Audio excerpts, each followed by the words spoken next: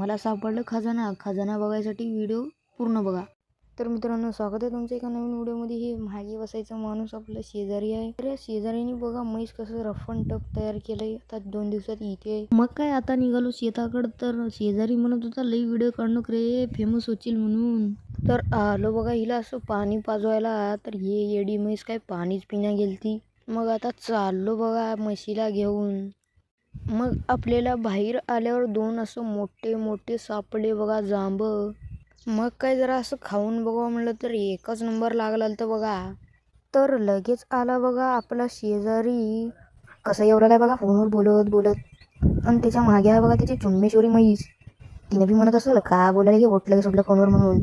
तर बघा आम्हाला सापडलं होतं हे पुराणे जमाने का पत्थर. मग अजून एक खजाना सापडलं बघा. ही आहे पोपटलालची छत्री. तर ह्याला दिलं हिवाळून.